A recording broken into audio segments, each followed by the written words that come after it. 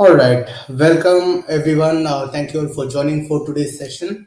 As you all know, we are going to be covering technical analysis today.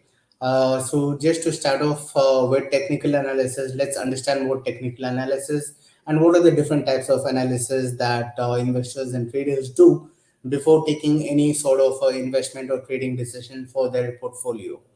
So now we'll be looking at a couple of technical indicators as well today, a couple of technical patterns that appear on the markets, and why these patterns appear and how you need to interpret these patterns, and how these patterns and technical tools will also enable you to make a decision in terms of investing, or even sometimes it will help you avoid certain trades that you would want to take. Looking at these patterns, it might give you a better understanding of when to enter and when not to enter. And if you're already in the trade and if you're already making a profit, it will also help you identify when to exit. Before the price goes back and you miss out on the gain. So let's look at couple of examples or couple of analysis that traders or investors do.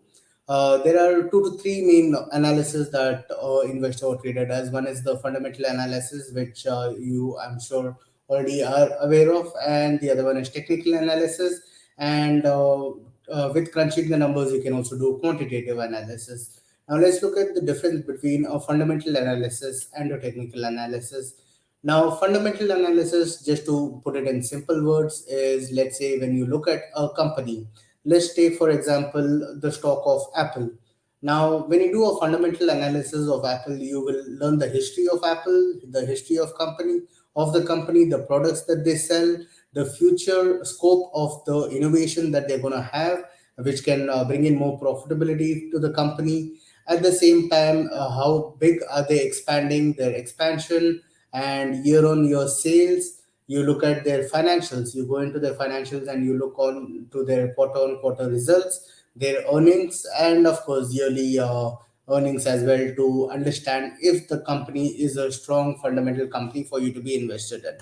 Now, when you're doing a long term investment, it is very crucial to understand the company you'll be investing in, because you're looking at a long term time frame. Again, if we take Apple as an example, we will be looking at Apple for the next 2 years. Sometimes there are people who will look at Apple for probably next 3 to 4 years as well, for making a long term investment decision. So that is where fundamental analysis actually plays a crucial role. Now, when it comes to technical analysis can always be used even for long-term investment making decision. But most of the time, technical analysis helps people who look at short-term investment objective, or if they have a trading objective in mind. So technical analysis, basically it's a discipline that is employed to understand trading opportunities in the market. It'll help you identify trends and get onto the trend to get the gain that is being made in the trend.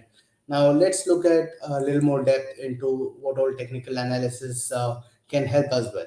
Now, the most basic chart patterns, if you all are very new to trading, we need to understand the different types of charts that you look at when you're doing trading. Now, this is a very basic line chart. Line charts are usually used to identify trend, or it is also used to identify to see if there are any major drops in the particular price action of a particular security. Mainly, it can help you identify trends. If you look at the other type of charts that traders or investors look at, or most commonly looked at, is the candlestick pattern. Now I'll just go through the candlesticks for those of you who are very new to the trading, or very new to chart pattern reading. Now, in every candlestick has a story behind it. So to make it very simple, the body of the candle, in this case we are looking at the green candle. The green candle has a body, and you also have the wick, or you could call it the tail, but usually it's called a wick because of the candlestick pattern. Now, the body always represents the open price and the close price. Now, let me give you an example. If you're looking at a daily chart, that means you're looking at a daily price action on a particular stock. Let's take Apple as an example. Again, you're looking at Apple and you want to understand what was happening in Apple yesterday. You look at a daily chart and you will see yesterday's candlestick, which is already closed because we are in a new day, and you would see either a green candle or a red candle. As I mentioned to you, the body represents the open and the close. In this particular example, you can see over here the price opened and it went up and it closed higher. Hence, it becomes a green candle showing a bullish market or a uptrend market for that particular day. The VIX basically represents the high and the low of the day. So in this example, if you see, the market would have opened at this price, but then after that, eventually it would have dropped below the open price, but it went as high as this price, but closed in between. So hence, the open and the close always makes the body of the candle, whereas the high and the low, irrespective of what time frame during the day the high and the low happened, will give you the highs and the lows. We will look at candlestick pattern tomorrow as well while we are trying to take the live session. Uh, each candle does not always have the same representation. Each sometimes the body of the candle might be a very small body, whereas the high and the low might be a very longer width. So each candlestick also has a significance to it depending on the moment for that time frame. Now, another example that I would want to give you with the candlestick is also, you were looking at a daily time frame. Now, let's say if you are someone who is looking at a very short term trade and you're looking at a 30-minute time frame. On a 30-minute time frame, each candlestick will represent the last 30 minutes moment that has happened. Now, if you're looking at your current 30-minute candlestick, probably it is still open and you would see the body forming or the tail forming or the green or the red forming. But whereas the previous 30 minutes, you would see the candlestick has been closed because the open and the close happens every 30 minutes. And that is how you read your candlestick patterns depending on the time frame that you choose. Now, red, I think you would understand, red is the opposite. The price would have opened on the higher end, but during the close, let's say we are looking at a 30-minute time frame in this case. Let's say it opened higher, and the after 30 minutes, the price actually closed lower for the last 30 minutes, and hence you would see a red color candlestick. I hope I am being audible to everyone. If there is any issues, please feel free to write in the chat. Now, looking at support and resistance. Now, there are few fundamentals that always stands very strong for every technical analyst in the world, and everyone looks at a certain support or a certain resistance to identify trading opportunities. Now, here is a very simple line chart. I have not put a candle chart over here because line chart, like I told you, will always show you a very clear visible trend, and also it will show you visible support and resistance as well.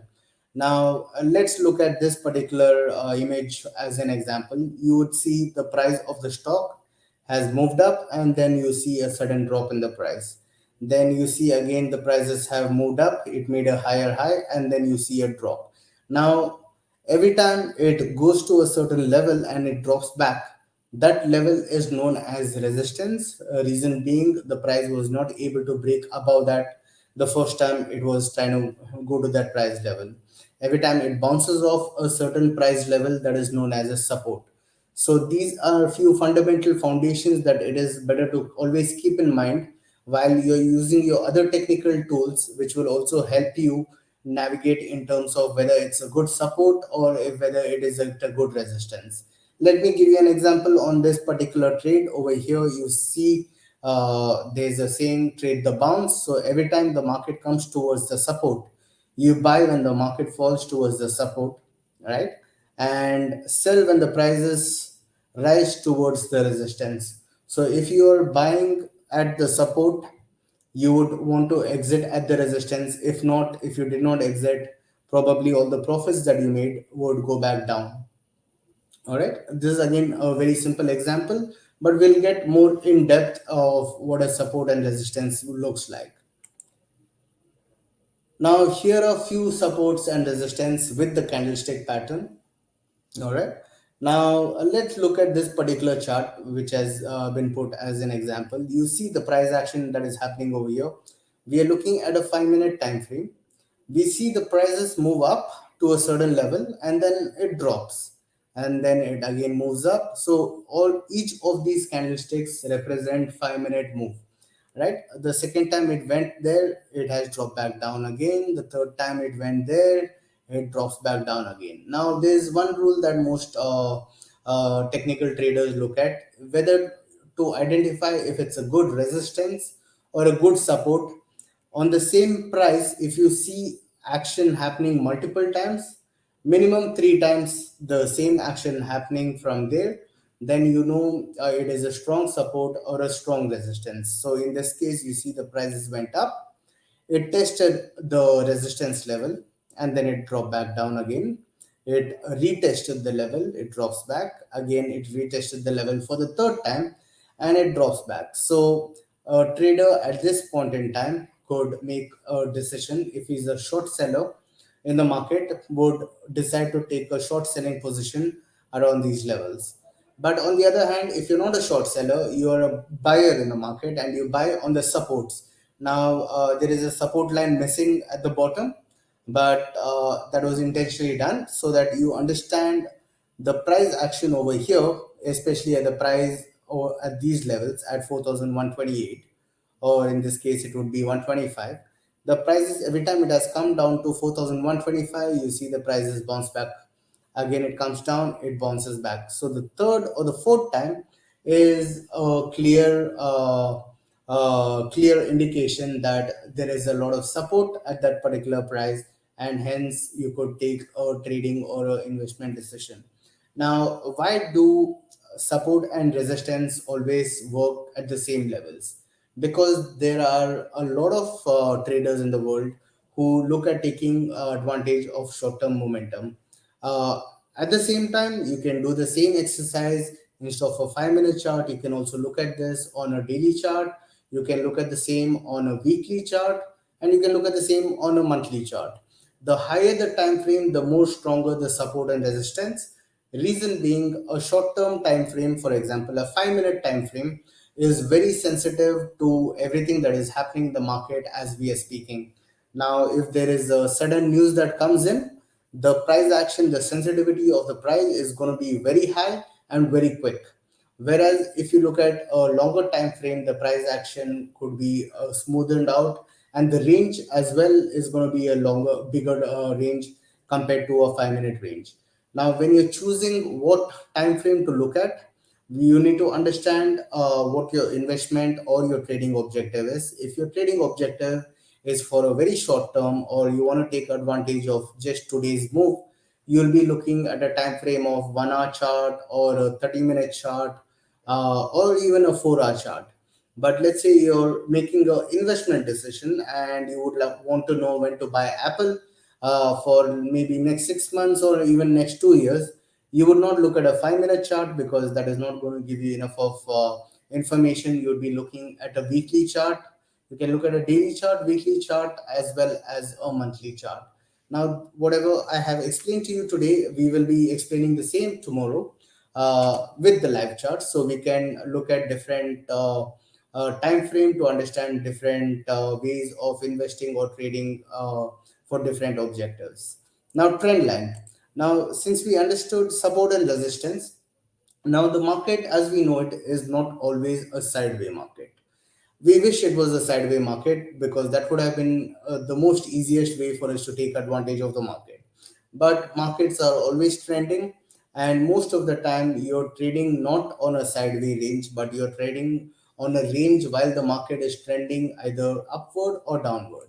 Now, in this case, we will look at the same support resistance, but instead of looking at it on a horizontal basis, we are looking at it on a trending basis.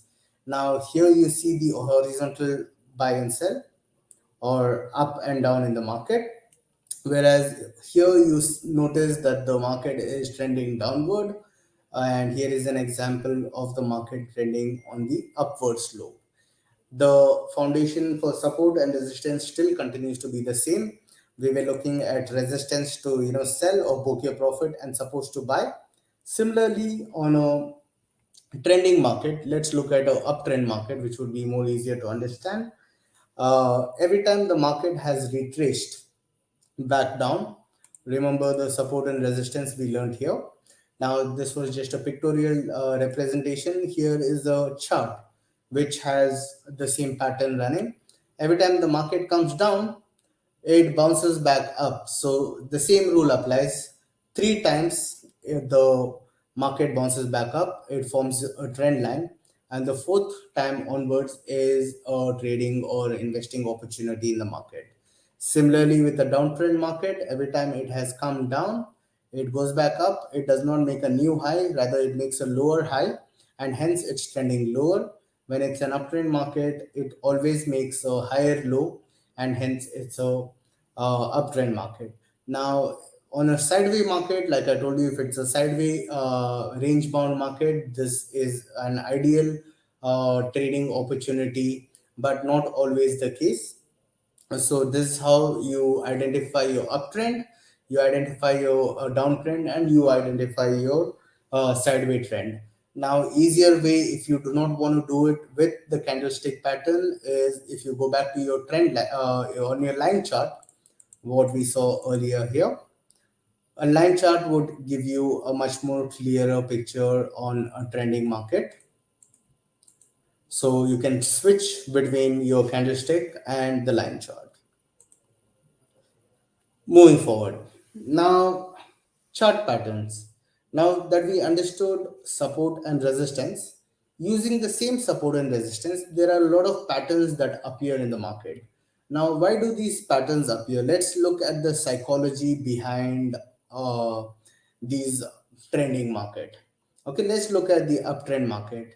Why do we think that the trend line or the trend is a very smooth process?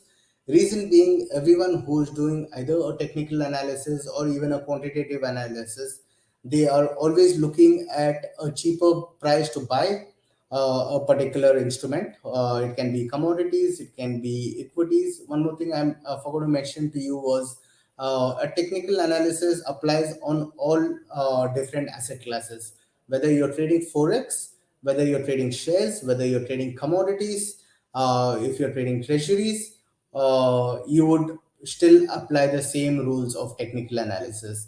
Now, to get behind the psychology of buying and selling, and why these prices appear, and not always the prices are going to be in a perfect trend line. There are places where it has broken the trend line. We will come to look at that, when what happens if the trend line breaks, and what kind of decision or position should you be at in case the trend line breaks. We'll get into that once we start looking at the risk management side of it. Now, in this case, you would see every time it comes down, it's a buying opportunity for an investor or for a trader, because the first time the rally had happened, probably a lot of people would not have entered, so they would want to wait for it to come back down to re-enter. Now, the second time the rally happened, again when it comes back down, now no one's expecting to come back to the same price as previously, because it is a trending market. They want to get back onto the market as soon as possible before it bounces back up, and hence every time it comes down, it comes down to the higher lows. It does not go back lower and then bounce back up. It always bounces back up higher, because the more it's trending, the more quicker people want to get in, and the more volume that enters at these prices, the prices starts shooting back up. I hope that makes sense in terms of the psychology behind how support and resistance works. Now, there are various patterns that appear in the market. Now, these are, again, if you look at it, these are line charts. You can identify the same thing even on your candlestick pattern, but then for you to get a much more clearer vision or picture of a moment or the chart, a line chart would be preferred. In this case, you can see it has same similar pattern where it has come up and down, but you see here the prices came down. When it went back up, it did not go higher, so it comes back down again, it does not go back higher. So these are known as consolidation, more of a sideway range but in a symmetrical pattern. And how investors or traders look at these patterns is once there is a break above the symmetrical triangle, and that is where the next rally is going to begin. And hence people look at these symmetrical patterns to get a breakout level and then enter into the trade. There are different types of patterns. Symmetrical because the triangle is in the same angle. This is an ascending triangle. If you notice the top, the resistance is at the same price, whereas the bottom is going higher and higher. So it is an ascending triangle. Again, each of these patterns traders look at to identify investment or trading opportunities and get into it. Once the pattern has completed, again we need to look at least 3 to 4 confirmations in terms of resistance, and then enter once the breakout happens. So ascending triangle. Vice versa, a symmetrical triangle on the downside, if it breaks below, you can expect the prices to go down. If it's a descending triangle, opposite of ascending triangle, you can expect the prices to break below and then continue going downwards.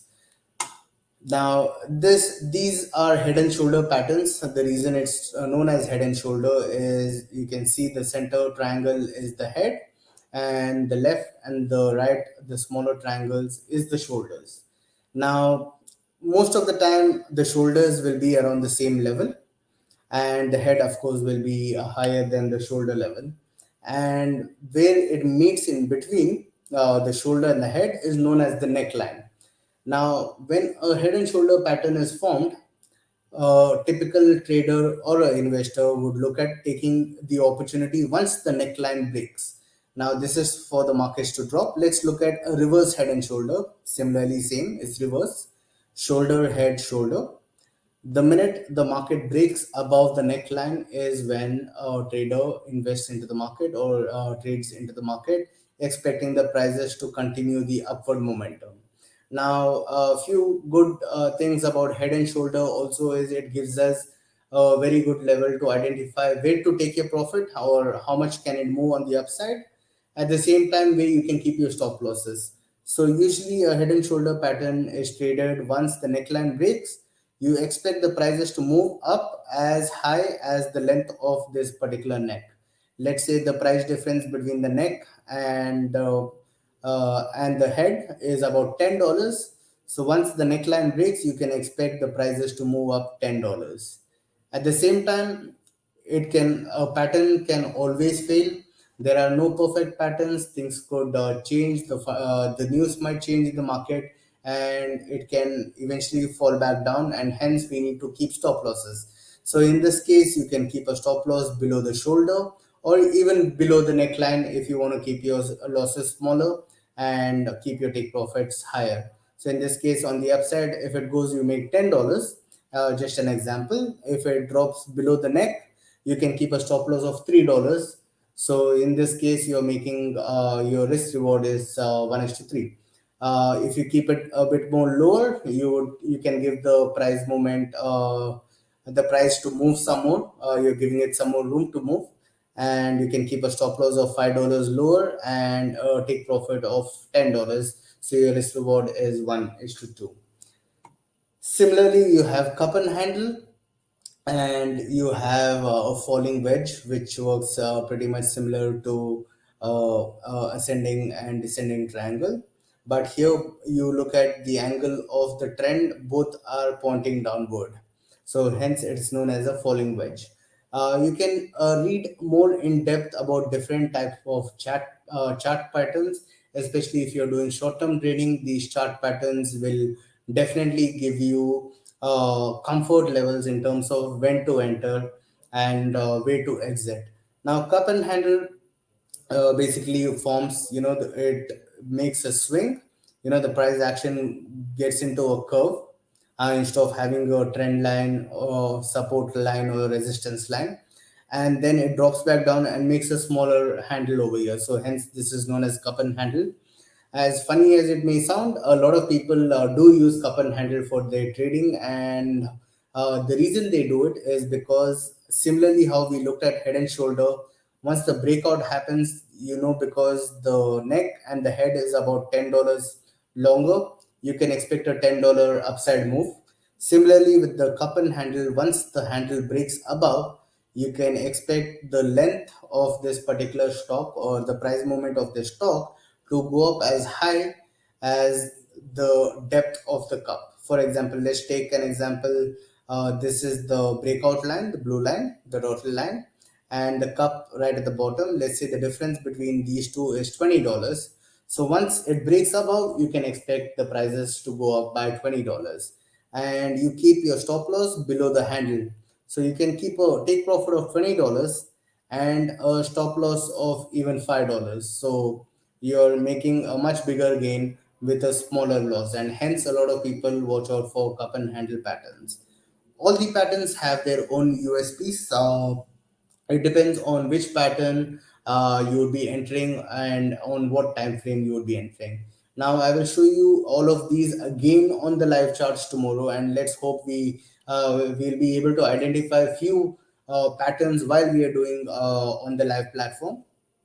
Then you have your double bottoms and double tops, pretty much support resistance. You are already understood how the support resistance works. There is also something known as bull flag, bear flag. Market has rallied up and then it consolidates like a flag, and then it breaks above. So once it breaks above, you can expect the prices to move up as high as this entire length of the pole of the flag. And hence, a lot of people also choose trading on bull flags or bear flags. Now, let's look at an example over here. Looking at this example, can you all just write in the comment what pattern you think this is? I know it would be very new because you've already seen a lot of patterns, but let's give it a shot. What kind of a pattern do you think you're seeing on this particular chart?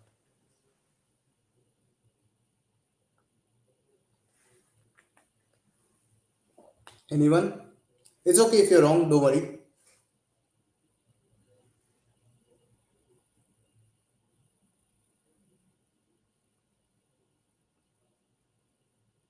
Okay, I'm getting in some of the answers.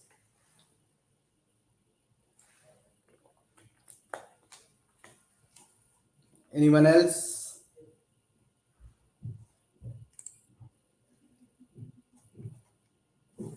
Oops, sorry. Yeah, here's the pattern. Okay, I'm getting rising wedge, bearish pennant. Okay, that's good. That's good. Perfect. So it could be a rising wedge as well.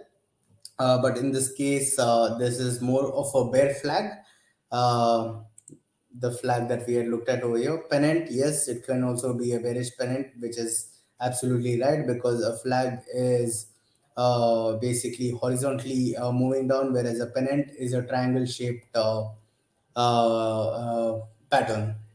Now, in this case, you see the prices drop down, so it becomes a bear flag instead of a bull flag. The reason the term bear flag is because whenever you say it's a bearish market, you're expecting the prices to move down. Whenever market, we are talking about the prices going back up. So in this case, the price basically made a bear flag. It breaks below the bear flag, and you can expect the prices to again drop back down.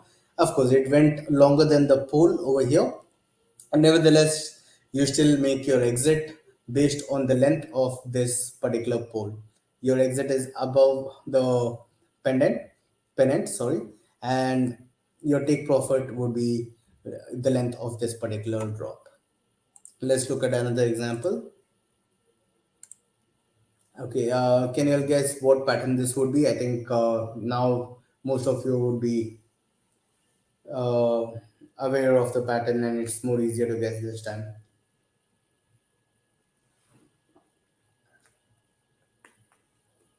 That's right. So this is more of a bull flag. Let's look at the bull flag pattern over here. Market rose up,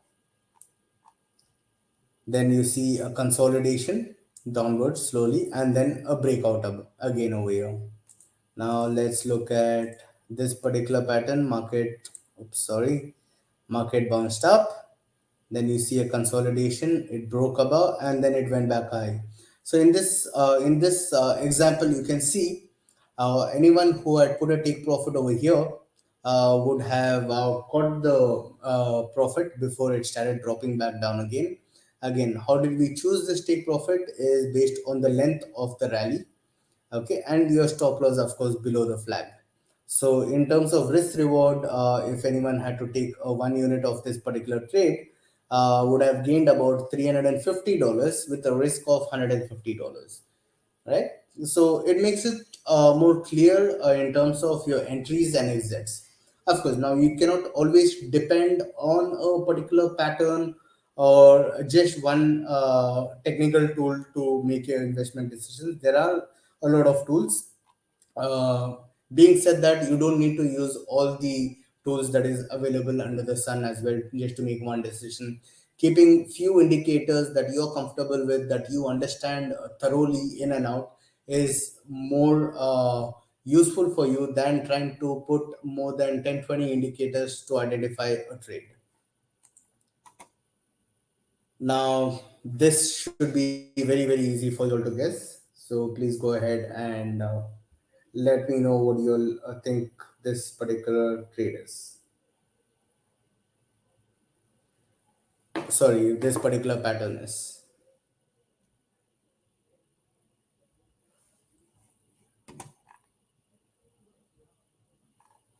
Anyone? Okay, I'm getting cool. All right, perfect. So most of you all are guessing it right. Yes, it's a head and shoulder, a classic head and shoulder. This was on a monthly time frame, so you can imagine on a monthly time frame, you find a head and shoulder. That means the price is going to move quite big, because remember what I said in the beginning, when you're looking at a monthly time frame, you're looking at a price movement that happens sometimes over 6 months, 1 year, or even over a couple of years. So in this case, you see this is S&P 500. It made a head and shoulder pattern. There was a neckline here, and once the neckline broke, you see the prices drop. Now, how did we identify how much of profit or how much it can drop? Based on the length of this particular head. So in this case, the length of the head is roughly about 11.16%, right? So once the neckline breaks, you can expect the prices of S&P 500 to drop by 11.16%, and hence you choose your take profit based on the pattern. Now this makes your decision very easy than trying to scramble through, wondering, should you hold on till the bottom, or should, like most of the traders, what happens is once you enter and you start seeing profits, there are a lot of traders who get excited and book their profits early. In this case, if anyone had to follow the discipline of the stop loss and take profit, they would have waited out till it hit the take profit. And surprisingly, it came till the take profit and it bounced back up as well. So if you did not have a take profit, then all your profits would have gone back. But at the same time, since you had the take profit, you had the comfort of holding on till it gave you the complete returns on the expected pattern. If you didn't have a take profit, then every day would be a challenge whether you should be taking the profit or you shouldn't be taking the profit. That will involve a lot of decision making to and fro, where the trade could have just been as simple as taking the trade based on the technical with stop loss and take profit. So once you have a pattern and once you understand your technical tools that is working for you, it is always best to let the technical analysis work out completely with the discipline that is required for it to complete. Usually, technical traders initiate the trade with a good technical view, but exit very early, or they would also start removing stop losses. Removing stop losses is one of the most dangerous things to do, because you're hoping that the price will come back, and maybe the price might never come back, and the loss just goes on increasing. And to cover that loss, you might have to take other decisions which might probably work in your favor, or even if that goes against you, you have more pressure. So whenever you're using technical tools and technical analysis to trade, it's always best to play by the rules and to keep all the discipline that is required to make your technical trading session a successful one. Now, few more topics for the day that I would like to cover to identify and also to know when to book your profit or where to keep your stop losses. One of the tool you will get in your platform is average true range. Now, average true range, I will explain it to you in a very simple word.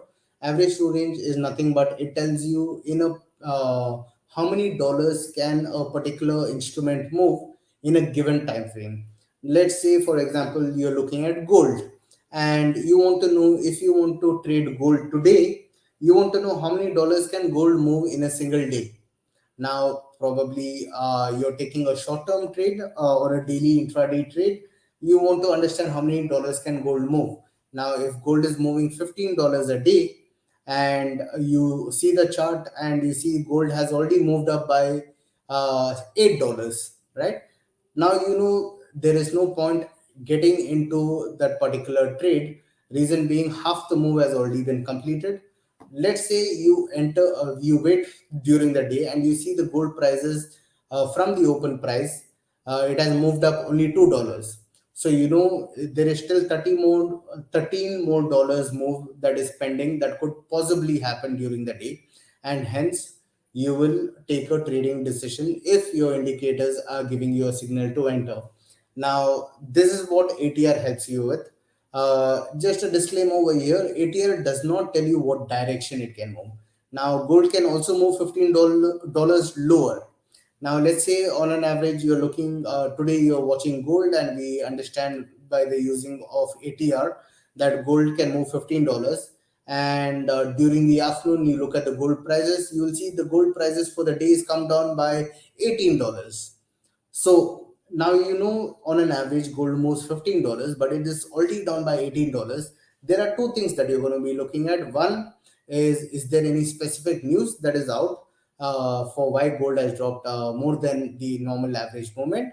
If there is no news, if it's just a normal retracement or profit booking, or the prices have just come down because market does not just go in one direction, it moves up and down, and it has just come down. Let's say last 3 days gold had moved up $60 every day, maybe or every day about $15 each, and today it has just come back down by $15. So that is a normal move or a normal correction, as you could call it, and it's down by $18 for the day.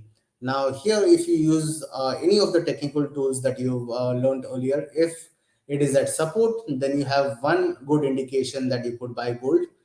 Second good indication that you could buy gold is because if the average movement of gold is 15 to $18, it has already come down by $18. So there is a good possibility that you could see the gold prices go back up at least 10 to $15 back up.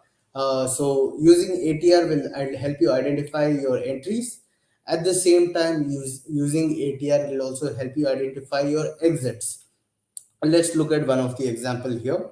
Now I'm looking at S&P 500 on a live based platform. Tomorrow I will show you how to get here. You go to technicals, then in technicals we go to studies, and in studies we get ATR, excuse me. So now ATR for particular this particular instrument, I'm looking at a monthly time frame for S&P 500. On a monthly time frame, it tells me that S&P 500 moves $341 on an average in a given month. So now, if I'm getting prepared for, let's say, the month of April, now I look at my ATR and I see in the last couple of months, the ATR is basically showing me that it moves about $300 to $340. So if I have to plan my investment or a trading decision for this particular month, I know $300 is the expected move. Now, like I told you, it can either be down or it can be up. So, but what I know well in hand is that it can move about $340 as of this particular chart. Now, let's say I get to buy SPX at a lower support based on probably a head and shoulder pattern or probably a few other indicators that I can use. If I buy it based on that particular indicator, but I do not know how much of profit I can take, In that case, my ATR will help me. Let's say 1 week later, SPX is in my favor by $380. Now SPX has actually moved more than my average movement, so it is wise for me to take all of my profit, or at least take 80% of the profit. If I am expecting the prices to move higher, I'll leave 20% open in the market. I hope everyone's clear on the ATR. Now let's look at one of the oscillator as an indicator. RSI basically is a momentum indicator. It indicates the magnitude of the price which rises and when it is dropping down. Now we'll not get into the calculation of how RSI is calculated, but I will show you how RSI can be used to make investment or trading decisions. Now, RSI is a oscillator, like I told you, it oscillates between 0 to 100. Okay, and I'll just show you on the chart. Again, go to technicals, we go to studies, and we click on RSI, and there we go. So, RSI is an oscillator, it moves between 0 to 100%. Okay, now 70% and 30% is majorly what, on an average, most of the uh, technical traders look at. Now, every time it goes below 30%, it can go down as low as 20, 10% or 5% as well. And on the upside, every time it goes above 70%, it can also go up all the way up as high as 80, 90, 95% as well. But on an average, most of them look at 70% and 30%. This is completely customizable depending on your trading objectives and based on your experience and your backtesting using RSI. But in this case, we're going to keep it standard 30 and 70%. Above 70% is known as overbought region, whereas below 30% is known as an oversold region. Now, in this case, how would one trade? Every time it moves above the overbought region, you can take a short position. For those of you who are not very well versed with the short position, you can look at a long position. Every time it goes below the oversold position, you can take a decision to buy the market. Now, just to keep certain things in mind, it can remain in a oversold region and the prices can continue to drop. It is not necessary every time it comes to the oversold region, it has to bounce back up. So never depend on one particular instrument to give you a entry point. Probably in this particular example we are seeing it bounce back up, but there are a lot of times where it can continue going down, and if that happens, that is where your risk management comes into play. Now let's look at this particular trade over here. We see S&P drop all the way from 3,300 to almost 2,300, so almost $1,000 drop. Now, how can you use ATR? Is basically, now you saw the ATR tells you on an average how many dollars SPX can move. Now, I know that month on month, now there's a couple of months, each of these particular candle is a representation of each month. Now, in this case, we buy it over here expecting the prices to go back up based on RSI. You can always keep a stop loss using ATR. Now, you know, as per the ATR, it can drop about $300 on the lower end. So you keep a stop loss below of $300 and you can always keep a take profit of $1,000 on the upside. Let's look at a couple more examples tomorrow once we join the live session. At this point of time, I'll take any questions that you have. Someone's asked me, okay, I'm sorry, I missed your chat earlier. You asked me to repeat my last chart. Can you just tell me which part of the chart I was on? I'm sorry. Also, which tool am I using? I think your question was which platform I'm using to show you the charts. Is that your question? And anyone else, if you have any other questions, please let me know. Okay, you want to see the ATR. All right. Anybody else? Any other questions? Which platform? Yes, this is one of a platform that we have. It's called CMC platform, to which I will be sharing the link as well tomorrow. so that you all can take a live sorry a demo account from us and start trading, or if you want to do it live with me, you can do that as well. Coming back to the ATR, yes, may I know what your question on the ATR is, or you just wanted to see the chart?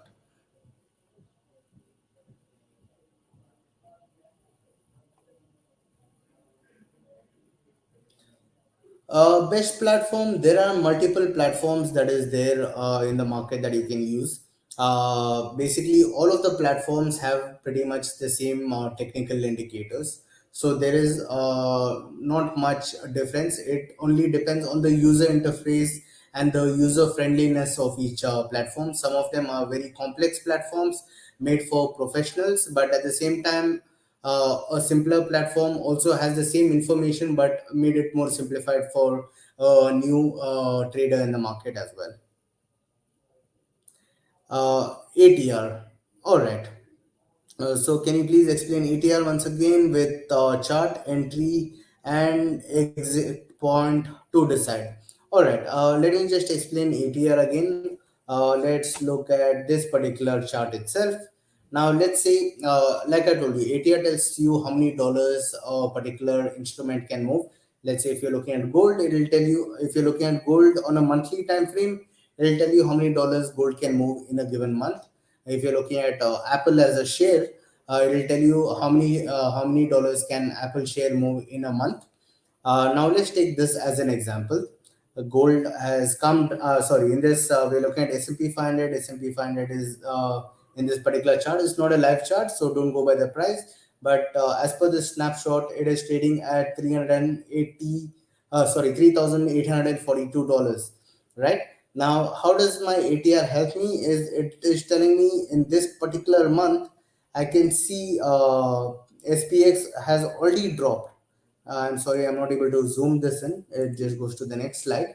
But I'll show you the same chart again tomorrow. We can zoom it in. We can you can ask me more questions if you have over there. Now, in this particular price, you see the price movement has already happened. It has dropped. Let's say in this case by almost $150. Now it's dropped by $150. Looking at my ATR, I am looking at investing in S&P 500.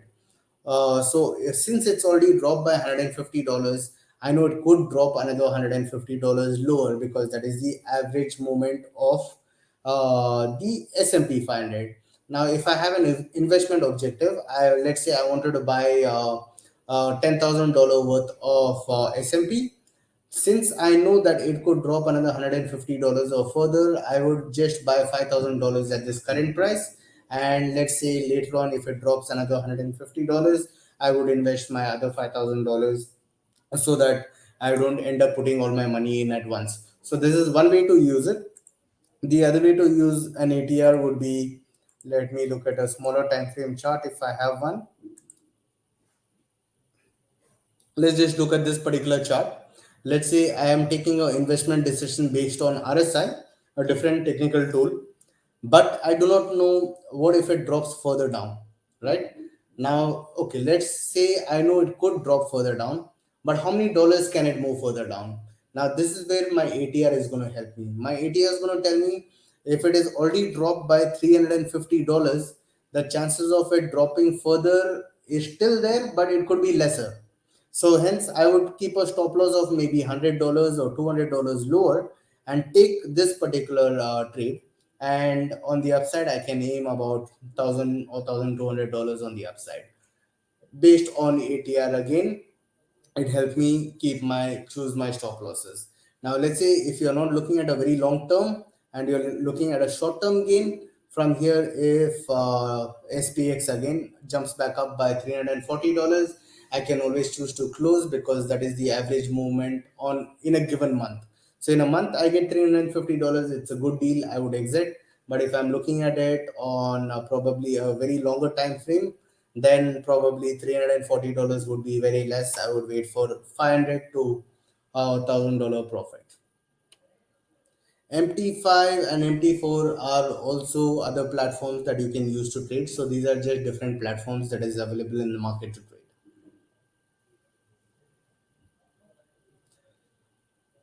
All right. Thank Thank you all for the questions. Thank you for your patience. I hope this session was good learning for all of you all. Please let me know. Please come with more questions if you have. Tomorrow we are going to be looking at all the things that we learned today, and I will also show you a couple of new tricks, few other indicators apart from what we have learned today, to identify good entry points and exit points. Exit is always very important, because your exit determines your profitability of your entire trading objective as well. So thank you again. Please give me your feedback if you have any, that would help me be a much more better teacher to you all. If you have any other questions, you can please make a note of them. Tomorrow while we are doing this session, I will try and answer all your questions as much as possible.